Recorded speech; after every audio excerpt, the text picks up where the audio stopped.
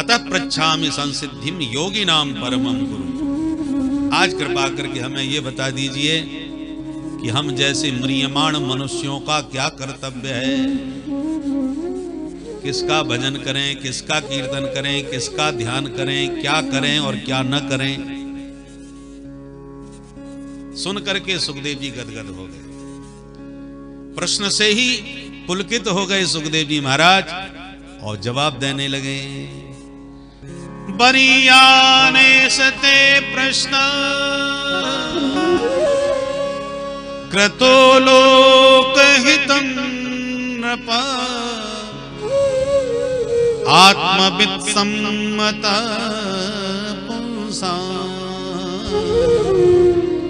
श्रोतव्या दिशो यः परः। ओ नृपः ते प्रश्नः वरीयान्। अरे परीक्षित, तुम्हारे प्रश्न तो बहुत ही दिव्य हैं, श्रेष्ठ हैं, क्योंकि तुम्हारा प्रश्न व्यक्तिगत नहीं है, लोकहितम नृप, लोकहित के लिए तुम्हारा प्रश्न है। म्रियमाण तो सभी हैं संसार में, मरने वाले सब हैं, पर मरने की तैयारी कोई नहीं करता। अरे कोई भी हम महोत्सव मनाते हैं तो महीनों से उसकी तैयारी करते हैं, क्या क्या करना है। मृत्यु क्या है? जीवात्मा परमात्मा के मिलन का महोत्सव ही है। उसको कैसे मनाना चाहिए, उसकी तैयारी करना चाहिए।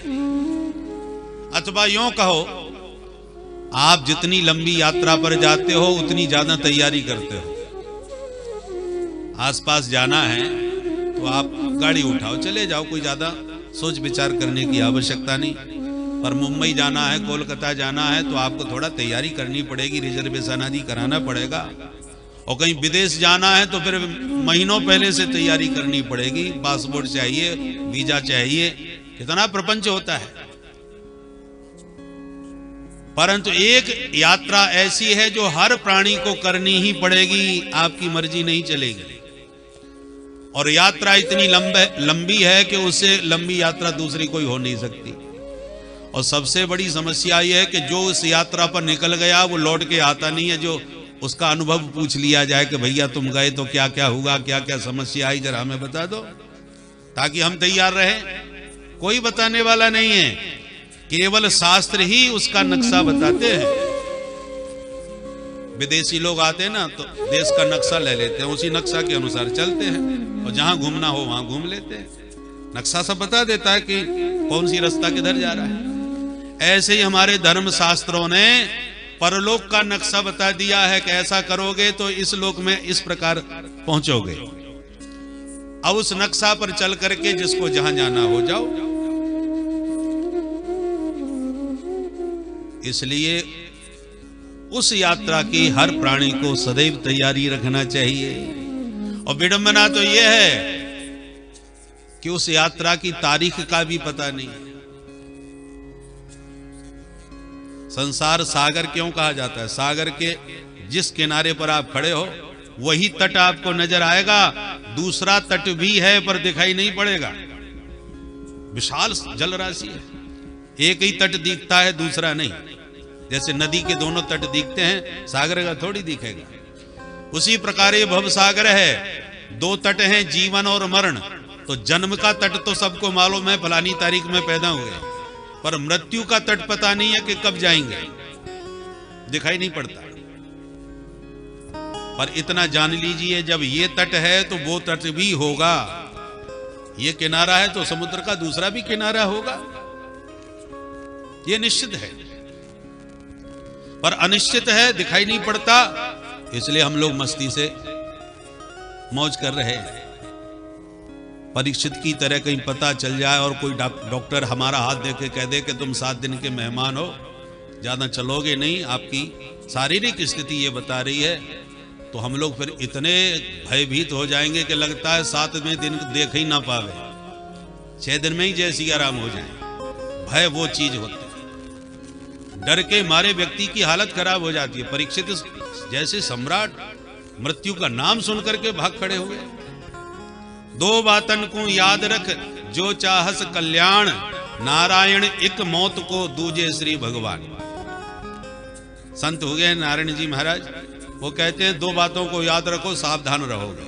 या तो भगवान को याद रखो, और भगवान में श्रद्धा नहीं बनती तो मृत्यु को याद रखो। तुम नास्तिक आस्तिक कोई भी हो, मृत्यु तो सबको, उसका सामना तो सबको करना पड़ेगा। तो भगवान को जो स्मरण करते हैं वो पाप से बचते हैं, या मौत को याद रखते हैं तो वो भी पाप से बचते हैं कि एक दिन एक सब छोड़ छाड़ के जाना है भैया, कोई किसी का नहीं है। उनको भी वैराग्य दृढ़ होता है। तो या तो मृत्यु को याद रखो या माधव को याद रखो, तो बचे रहोगे पाप से। सुखदेव जी कहते हैं परीक्षित, मरण धर्मा सभी हैं पर मृत्यु पर विचार कोई नहीं करता। बस दिन भर धन कमाना और परिवार का पेट भरना, रात भर सोना या विषयों को भोगना, इसी काम में संपूर्ण जीवन सनई सनई समाप्त कर देते हैं। निद्रिया ह्रियते नक्तम व्यवायेन च वावय दिवाचार्थे हया राजन् कुटुंब भरणे नवा। प्रत्येक प्राणी जानता है इस बात को, पर सावधान नहीं होता। तो करना क्या चाहिए ये तो बताओ। तस्मात् भारत सर्वात्मा, हे भारत, परीक्षित को भारत संबोधन किया क्योंकि ये भरत वंश में पैदा हो गए हैं, इसलिए ये सब भारत है। तस्मात् भारत सर्वात्मा भगवान ईश्वरो हरि श्रोतव्य कीर्तितव्यश्च स्मर्तव्यश्चेक्षता भयम्। परीक्षित, मृत्यु के भय से विनिर्मुक्त होना चाहते हो, अभय पाना चाहते हो, तो जो मृत्यु का भी मालिक है उससे अपना संबंध बना लो। और मृत्यु का मालिक कौन है? भगवान भागवत में कहते हैं मृत्युश्चरति मद भयात्, ये मृत्यु मेरे भय से चरती है। चरति का अर्थ गमन अर्थ में भी होता है, चर गतौ धातु है, चरति माने गच्छति, और चर भक्षण अर्थ में भी होता है, चरति माने भक्षति। व्यवहार में हम लोग कहते हैं जब देखो ये चरता ही रहता है, वन खाने के अर्थ में। तो यहां पर भगवान ने दोनों ही अर्थों में शब्द का प्रयोग किया। मृत्युश्चरति मद भयात्, मेरे भय से मृत्यु चरती है माने विचरती है, और चरती है माने सबको खाती है, दोनों ही अर्थ सही है। इसलिए जो मृत्यु के भय से मुक्ति चाहे वो माधव का आश्रय ग्रहण कर ले। आपको छोटे मोटे अधिकारी यदि बहुत ज्यादा डराते रहते हैं, आंख दिखाते रहते हैं, तो कोई बहुत बड़े अधिकारी से अपना जान पहचान परिचय बना लो। छोटे मोटे अधिकारी आप ही अपने आप ही आपको दंडौत करने लगेंगे, आपसे दूर ही बचेंगे। उसी प्रकार भगवान सबके मालिक हैं, सर्वेश्वर हैं, उनसे जिनका संबंध जुड़ जाता है फिर वो किसी से नहीं डरते। उन्हीं के विश्वास पर तो महात्मा जंगलों में निर्भीक होकर विचरण करते हैं। क्या उन्हें डर नहीं लगता? शेर भालू जानवरों से सबको डर लगता है, पर भगवान के भरोसे पर निर्भीक होकर के विचरण करते हैं, क्योंकि भगवान ने वचन दिया है अभयम सर्वभूतेभ्यो ददामि तद्व्रतम मम। जो एक बार मेरे शरणापन्न हो जाता है उसे मैं सब भूतों से अभय प्रदान कर देता हूं। इसलिए महात्मा निर्भीक निश्चिंत होकर के विचरण करते हैं। तो परीक्षित, सर्व समर्थ ईश्वर की शरणागति ग्रहण करना चाहिए। और याद रखिए, हमेशा समर्थ की शरणागति ही सार्थक होती है। असमर्थ की शरण में जाओगे तो शरणागति व्यर्थ हो जाएगी। जिसका अपना कोई पता ठिकाना नहीं, उसकी शरण आप ग्रहण कर लो तो आपका क्या हाल होगा? जो नौका सुदृढ़ है, मजबूत है, पार जाती है, उसी में बैठना चाहिए। सच्छिद्र नौका में यदि बैठ गए तो नौका का ही ठिकाना नहीं है, कब पानी भर जाए कब डूब जाए, तो मैं क्या पार लगाएंगे।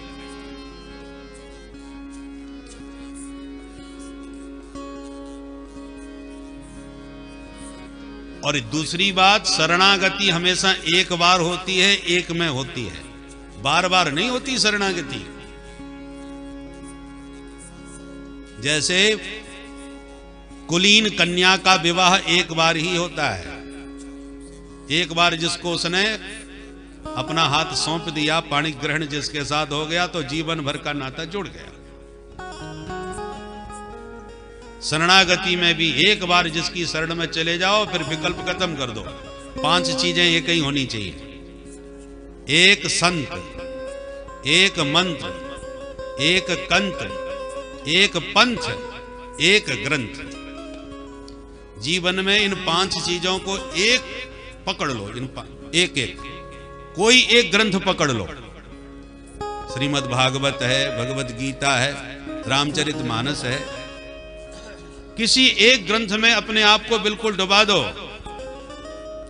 उस हमारे सनातन धर्म के जितने भी ग्रंथ हैं, किसी भी एक को पकड़ लो, सारे ग्रंथों की चाबी आपको प्राप्त हो जाएगी, सारे ग्रंथ खुल जाएंगे।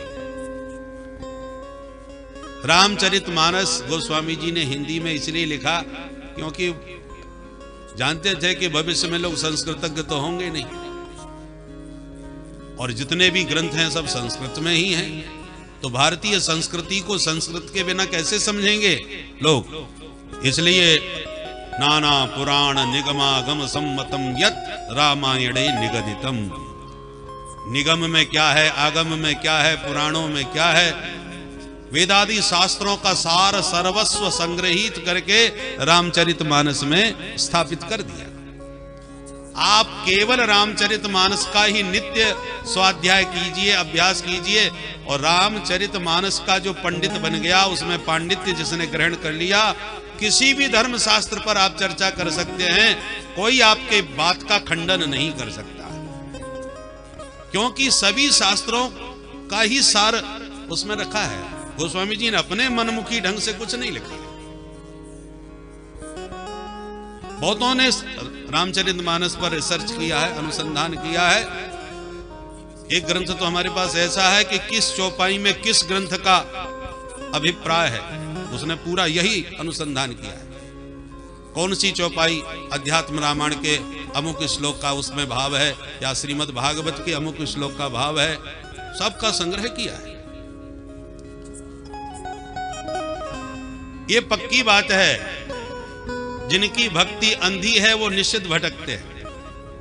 अंधे आदमी को हाथ पकड़ के कोई कहीं भी ले जाए, उसे दिखाई नहीं पड़ रहा कुछ रास्ता, चल देगा।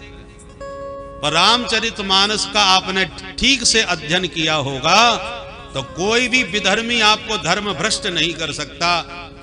किसी भी मनमुखी पंथ के आप अनुगामी नहीं बन सकते।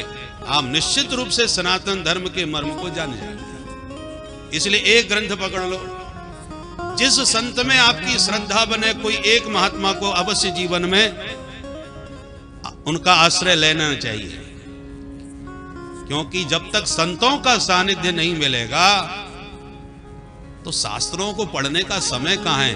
कदाचित शास्त्र सुलभ भी हो तो उनको समझने की दृष्टि आपके पास कहां है। जिन संतों ने शास्त्रों को केवल पढ़ा नहीं है, आचरण में उतार रखा है, जीवन में उतारा है, ऐसे किसी महापुरुष विशिष्ट संत का आश्रय ग्रहण कर लेना चाहिए।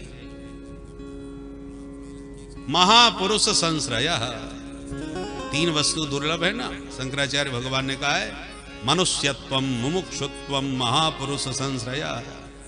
मनुष्यत्व हमारे जीवन में आवे, मानवता। मुमुक्षत्व माने मोक्ष की इच्छा, और जब मानवता आ जाए, मोक्ष की इच्छा बलवती हो जाए, तब तीसरा नंबर है महापुरुष संश्रयः। तब किसी महापुरुष के चरणों का आश्रय ग्रहण करें। तो एक ग्रंथ, एक संत, एक कंत, कंत माने इष्ट। जीवन में किसी एक को अपना इष्ट देव बना लो, जिसका सतत सुमिरन बना रहे। राम जी हो, श्याम जी हो, भोले बाबा हो, देवी मैया हो, जो भी जिसमें आपकी निष्ठा बने। एक कंत, एक पंथ, जो एक रास्ता हमने चुन लिया उसी पर दृढ़ता से आगे बढ़े। 1 किलोमीटर चले, बोले नहीं रास्ता ठीक नहीं है, फिर लौट के आ गए तो भटकते फिरोगे। एक जगह पर खोदते गए तो पानी प्रकट हो जाएगा, और आपने 5 हाथ खोदा, फिर बोला न जाने लगता है इसमें पानी है ही नहीं, चलो वहां चल के खोदते हैं। फिर 5 हाथ वहां खोदा, अरे यहां भी नहीं पता चल रहा, चलो उधर खोदते हैं। ऐसे आपने 50 जगह खोदा तो श्रम एवहि केवलम, परिश्रम हाथ लगेगा, पानी नहीं पाओगे। और वो जो 50 जगह 5-5 हाथ खोदा, यदि एक ही जगह खोद दिया होता तो कितने भी गहरे में होता पानी निकल पड़ता। इसलिए एक पंथ, जिस पंथ पर आप चले उसी पर चलते रहो, पीछे मुड़ के मत देखो। देखो चौराहे पर जब खड़े हो तो पहले सोच समझ के चलना चाहिए कि इस रास्ते से जाएंगे, इस रास्ते पर, और जब चल पड़े फिर मुड़ो मत, ये भटक जाओगे। और एक मंत्र, किसी एक मंत्र को पकड़ लो जिसको एकदम सिद्ध करने में डूब जाओ। मननात् त्रायतेति मंत्रः, मंत्र का अर्थ है जितना मनन करोगे उतना ही वो शक्तिशाली बनके आपका कल्याण करेगा। तो जीवन में किसी एक मंत्र को पकड़ लो जिसको पूरा सिद्ध करने में लगे रहो। जैसे हमारे पूज्य ब्रह्मचारी जी महाराज 9 पुरस्चरण कर चुके हैं गायत्री मंत्र के, तो गायत्री की शक्ति निश्चित रूप से अद्भुत फल प्रदान करती है और कर रही है। इसलिए ये 5 चीजें एक ही होना चाहिए, इसमें भटकाव नहीं।